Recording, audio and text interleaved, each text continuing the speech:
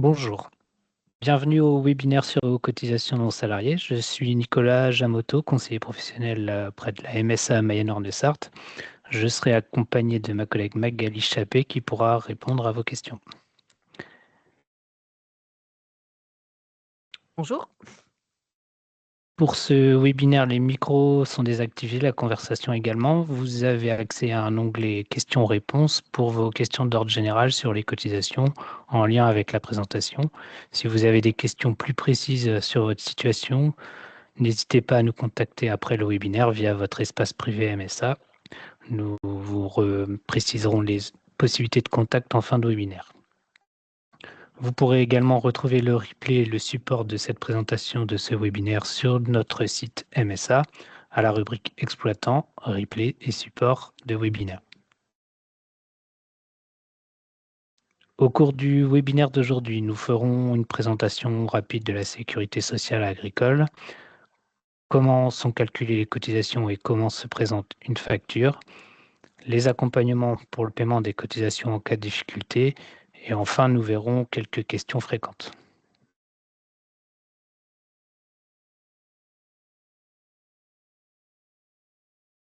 La MSA est le régime de protection sociale de l'ensemble de la population agricole et leurs ayants droit, exploitants, salariés, employeurs de main-d'œuvre.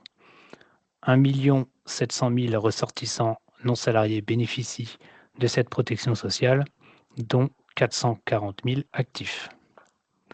Les cotisations sociales permettent de financer les risques maladie, famille, vieillesse, accident du travail, maladie professionnelle et chômage.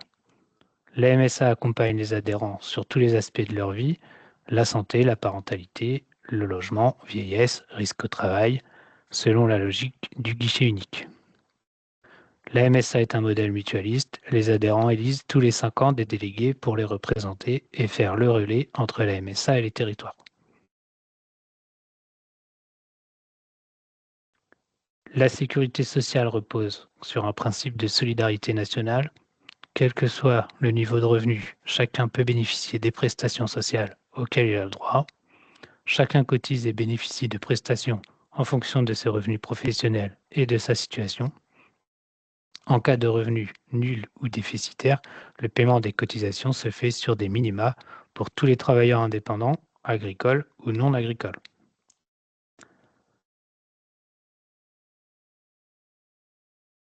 Comment est financé le régime agricole? Les cotisations des exploitants ne suffisent pas au financement du régime agricole. Aujourd'hui, sur 100 € de prestations sociales versées aux bénéficiaires du régime, 21 € proviennent de vos cotisations sociales et de la CSG. Les sommes complémentaires proviennent de la solidarité nationale, taxes, impôts, contributions d'autres organismes de sécurité sociale. Ces sommes complémentaires permettent de compenser le déséquilibre financier dû notamment au vieillissement de la population agricole, comme nous l'avons vu, 440 000 actifs environ pour 1 700 000 ressortissants.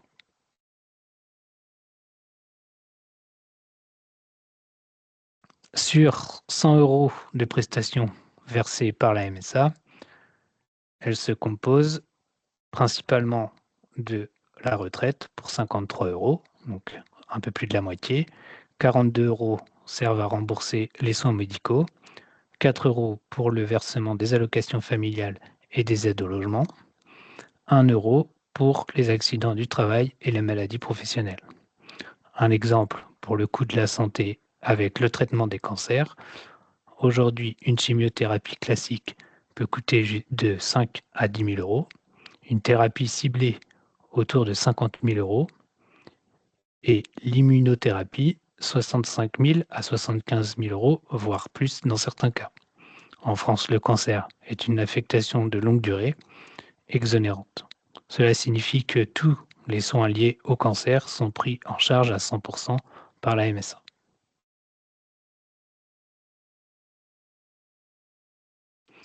Comment sont calculées les cotisations? Les exploitants agricoles acquittent des cotisations sociales pour eux-mêmes ainsi que les membres de leur famille participant aux travaux, ce qui contribue ainsi au financement de la protection sociale. La déclaration est réalisé chaque année auprès de l'administration fiscale qui permet de réaliser de façon unifiée la déclaration fiscale des revenus et la déclaration des revenus professionnels agricoles. Elle sert à la fois pour le calcul de votre impôt sur le revenu et pour le calcul des cotisations et contributions sociales. En l'absence de déclaration, des cotisations provisoires sont calculées sur la base d'une assiette forfaitaire majorée, c'est la taxation provisoire forfaitaire. Après régularisation de votre situation, une pénalité de 5% du montant des cotisations sera due pour déclaration tardive.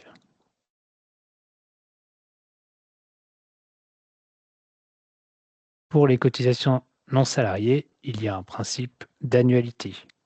Les cotisations et contributions sociales sont dues pour l'année entière, à l'exception de la cotisation ATEXA, accident du travail, maladie professionnelle. Elle est calculée proportionnellement à votre durée d'affiliation au cours de l'année. En cas d'installation après le 1er janvier, le chef d'exploitation n'est redevable des cotisations et contributions sociales qu'à partir de l'année suivante, sauf pour la cotisation ATEXA. Pour les chefs d'exploitation nouvellement installés, les cotisations et les contributions sont calculées provisoirement sur une assiette forfaitaire. Elles sont ensuite révisées dès connaissance des revenus déclarés. Les cotisations sont donc calculées à partir d'une assiette de revenus. L'application classique est l'assiette triennale. Les cotisations sont calculées sur la moyenne de vos revenus professionnels des 3 dernières années. Il est possible d'opter pour une assiette annuelle avec un calcul uniquement sur les revenus de l'année précédente.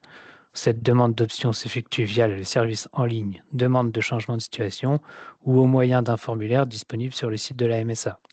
La demande doit être impérativement faite avant le 30 juin de l'année pour être prise en compte sur cette année.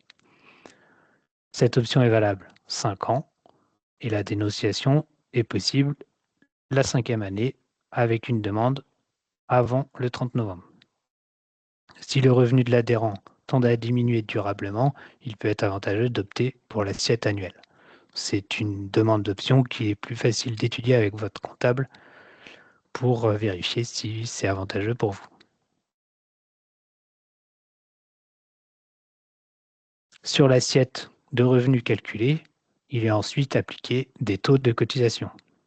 Le taux s'applique à l'assiette. Le montant des cotisations est donc déterminé par le taux et l'assiette. Les taux de cotisation sont fixés par décret ou par la loi et peuvent varier en fonction des revenus de l'activité, comme pour les cotisations maladie et prestations familiales.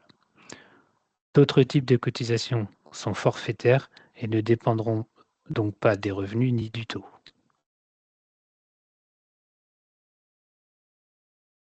Comment se compose votre facture? Sur la facture apparaîtront le montant des cotisations sociales, des contributions appelées pour le compte de l'État et les contributions conventionnelles appelées pour le compte de tiers. Pour les cotisations sociales, vous retrouverez les cotisations santé, Amexa, avec un taux adapté aux revenus d'activité.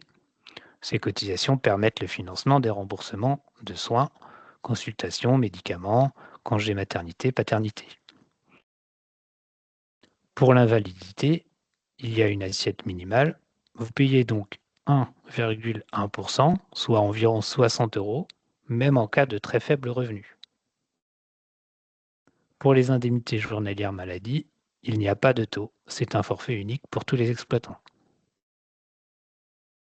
À titre d'exemple, la cotisation d'assurance maladie, Amexa, calculée à partir de revenus professionnels, a été supprimée pour les chefs d'exploitation qui ont des revenus inférieurs à 18 840 € pour 2025. Ces taux sont amenés à évoluer pour les années prochaines. Tous les exploitants bénéficient des mêmes remboursements de soins, quel que soit leur taux de cotisation santé. Nous avons ensuite la protection retraite, avec également des taux et une assiette minimale qui vous permet de cotiser pour vos droits retraite, y compris avec des faibles revenus. Les taux sont assez importants, Comme on l'a vu, c'est également la prestation la plus importante.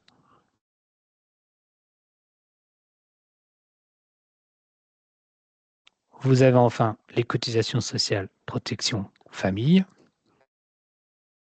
En 2025, si vos revenus sont inférieurs à 51 810 €, vous ne payez pas de cotisations famille. Ce sont les cotisations qui financent les prestations familiales et les prestations logement. Et les cotisations ATEXA, protection accident du travail, maladie professionnelle, il n'y a pas de taux, c'est une cotisation forfaitaire en fonction de votre activité, de 528 € à 560 € en 2025.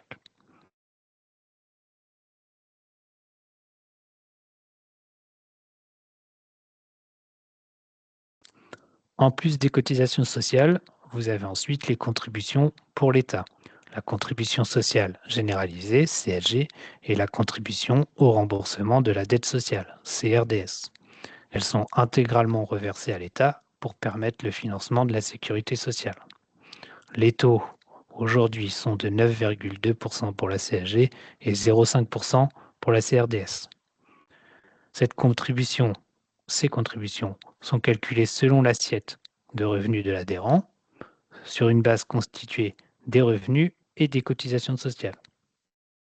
Une réforme prévoit toutefois pour 2026 une assiette sociale unifiée pour les cotisations et ses contributions. La réforme prévoit également une modification de certains taux de cotisation. Un webinaire vous sera proposé prochainement sur ce sujet.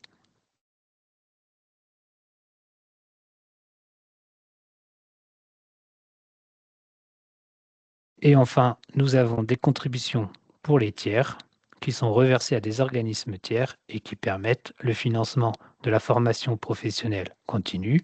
C'est l'organisme Vivea pour les chefs d'exploitation, d'entreprise ou cotisants de solidarité. Cette contribution ouvre un droit personnel à la formation et permet, à certaines conditions, la prise en charge totale ou partielle des frais de formation. Le Fonds national agricole de mutualisation sanitaire et environnementale, le FMSE, qui permet d'indemniser les pertes économiques subies par les exploitants à la suite d'un accident sanitaire environnemental. C'est également le cas d'Interrapid et de Valor, qui sont des contributions spécifiques à certains secteurs pour financer des actions collectives.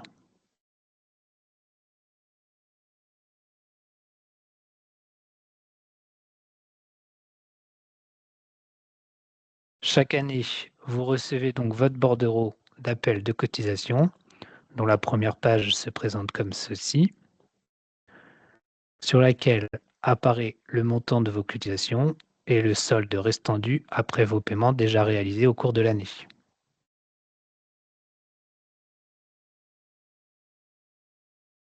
Vous retrouvez dans le bordereau le détail des éléments évoqués précédemment, avec en haut à droite le détail de vos revenus déclarés qui permettent de calculer votre assiette, donc sur la moyenne des 3 dernières années, sauf si vous avez opté pour l'assiette annuelle. Vous retrouvez les cotisations sociales, maladie, retraite, famille, avec l'assiette appliquée et le taux appliqué. Donc vous pouvez retrouver, par exemple, pour la retraite complémentaire, qu'il y a bien une assiette minimale qui est supérieure à l'assiette normalement de cet exploitant. Vous pouvez retrouver également les cotisations avec un forfait uniquement, sans assiette et sans taux. Les contributions CSG et RDS, donc avec une assiette supérieure, puisque jusqu'à maintenant, elle intégrait les revenus et les cotisations. Donc ça va évoluer l'année prochaine. Et enfin, les contributions conventionnelles appelées pour le compte de tiers, ici FMSE et Vivea. Et en bas, vous retrouvez le montant total de votre facture.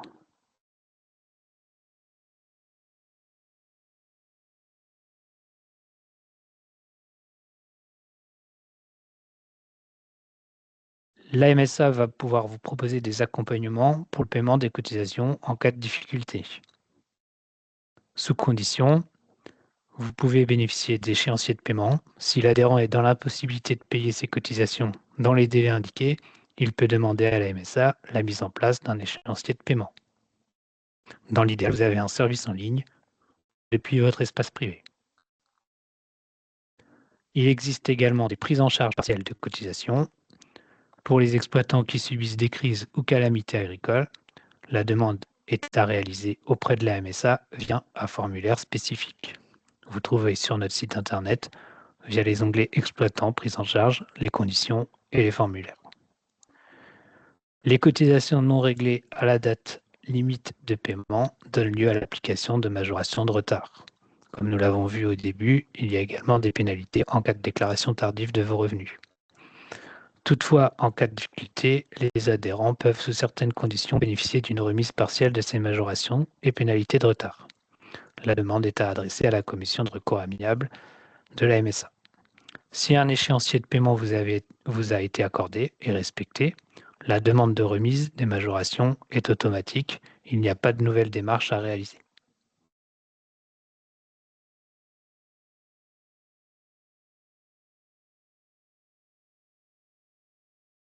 Il est également possible de prévoir un paiement mensuel de vos cotisations. Cette solution permet d'établir le règlement des cotisations pour l'année mensuellement, favorisant un meilleur équilibre de la trésorerie. Une régularisation est alors opérée en fin d'année en déduisant tous les montants déjà prélevés au cours de l'année. Par ailleurs, si votre situation financière évolue, vous avez peut-être le droit à certaines prestations pour faire face aux difficultés du quotidien. Prime d'activité, RSA, complémentaire santé solidaire, etc.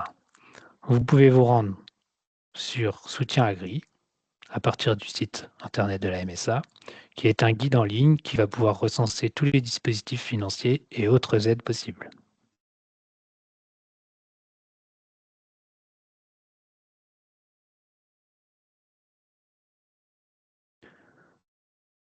Nous allons donc voir quelques questions fréquentes. J'ai plusieurs activités, je paie plus de cotisations. Si un exploitant a deux activités, l'activité la plus ancienne est reconnue comme principale et l'autre secondaire. Les prestations sont donc versées par le régime principal. Si un adhérent exerce simultanément une activité de chef d'exploitation agricole et une activité en tant qu'indépendant, non salarié, non agricole, il doit s'affilier et cotiser auprès du régime correspondant à l'activité principale, qui est la plus ancienne des deux. Les cotisations sont calculées sur l'ensemble des revenus, agricoles et non agricoles, et sont dues auprès du seul régime de votre activité principale. Si vous êtes exploitant à titre secondaire, la cotisation ATEXA reste quand même due auprès de la MSA. Si un adhérent est un chef d'exploitation agricole et un salarié agricole, il est affilié et cotise à la MSA pour ces deux activités.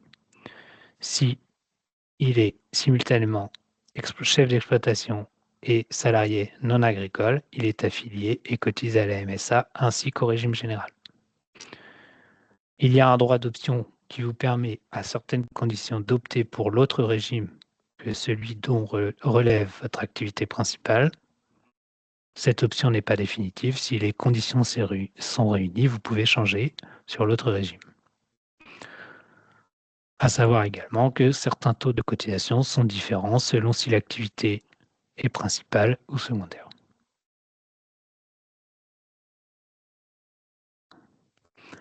Mon exploitation ne me permet pas de dégager de revenus, dois-je tout de même payer des cotisations? Quels que soient ces revenus, tout adhérent doit effectuer une déclaration de revenus auprès de l'administration fiscale. Cette déclaration permet de justifier sa situation et d'ajuster ses cotisations en conséquence. Comme nous l'avons vu, des cotisations sont forfaitaires et d'autres sont calculées sur une assiette minimale. Il y a donc toujours un montant de cotisation, y compris avec un revenu très faible.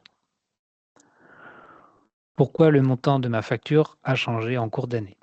Le montant de la facture peut évoluer car le montant de vos cotisations pour l'année est d'abord calculé de manière provisoire, selon celles qui vous ont été facturées l'année précédente.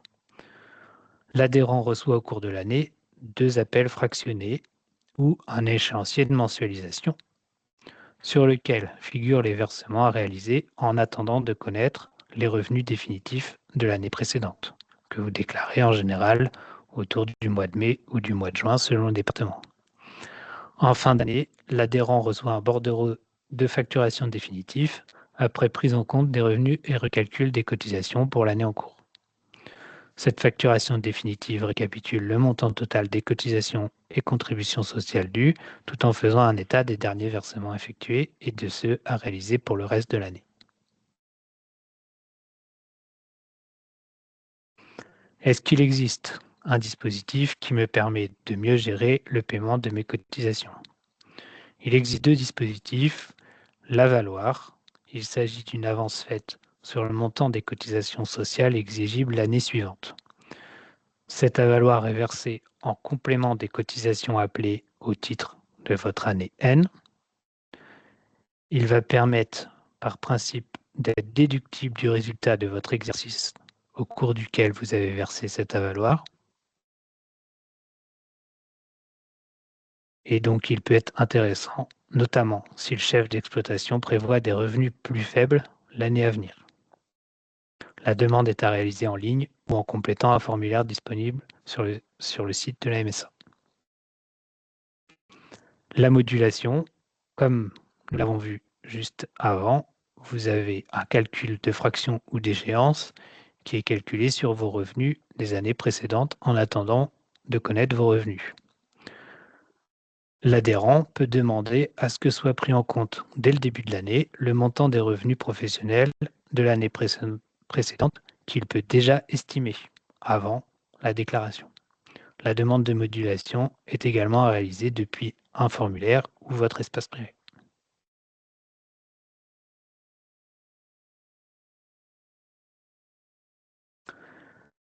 Comment régler mes factures de cotisation? Le prélèvement automatique aux échéances. C'est le prélèvement automatique qui permet de ne plus avoir à se soucier des échéances de paiement. Il est effectué à la date figurant sur le bordereau d'appel. Les risques d'oubli et de majoration de retard sont ainsi limités. Pour opter pour le prélèvement automatique, l'adhérent doit adresser à la MSA un mandat CEPA signé accompagné d'un RIB. Vous pouvez également opter pour le règlement en ligne sur le site de votre MSA. C'est un mode de paiement dématérialisé qui permet de régler rapidement et en toute sécurité votre facture depuis votre compte espace privé. Chaque règlement nécessite un accord explicite de la part de l'adhérent qui doit valider l'ordre de paiement et le prélèvement intervient le jour de la date limite de paiement. Si ces modes de règlement ne sont pas adaptés à vos situations, vous avez enfin la possibilité de régler par virement bancaire. Il faut être bien vigilant à bien renseigner le motif du paiement lorsqu'il est établi afin que la MSA puisse identifier ce qu'il paye. Vous pouvez retrouver sur votre espace privé les modalités pour régler par virement bancaire. Je vous précise également que le paiement par chèque n'est plus autorisé et que la MSA peut être amenée à refuser vos paiements par chèque.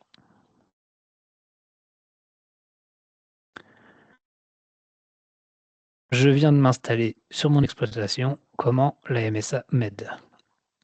Les exploitants qui créent ou reprennent une entreprise ou une exploitation agricole peuvent bénéficier pendant 1 an à compter de la date d'installation d'une exonération de certaines cotisations. Il s'agit de l'aide aux créateurs et repreneurs d'entreprises ACRE. Les chefs d'exploitation qui s'installent à titre exclusif ou principal et ont entre 18 et 40 ans peuvent également bénéficier d'une exonération partielle de cotisation pendant 5 ans. Il s'agit de l'exonération jeune agriculteur. L'exonération est dégressive sur les 5 ans qui suivent l'installation et dans la limite d'un plafond. Cette aide se cumule avec les allègements dégressifs AMEXA et famille, ce qui renforce le soutien aux agriculteurs, aux jeunes agriculteurs. D'autres aides existent pour faciliter l'installation. Pour en savoir plus, les exploitants peuvent contacter le point d'accueil installation de la Chambre d'agriculture.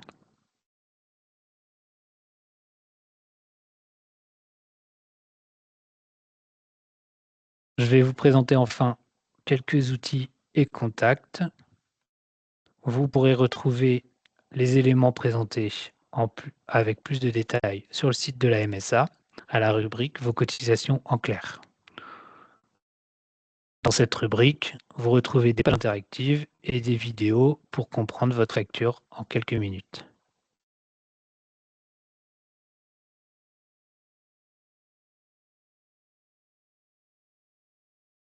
Comme indiqué au début, nous vous invitons à nous contacter en cas de difficulté ou de questions précises sur votre situation. Vous avez le numéro unique de la MSA Mayenne-Orne-Sarthe, 02 43 39 43 39. En tant qu'exploitant, vous serez invité ensuite à taper sur 1. Vous avez votre message sécurisé depuis votre espace en ligne qui vous permet d'envoyer des messages, de déposer des documents, de demander un rendez-vous et plusieurs formulaires d'options notamment qu'on a évoqués précédemment.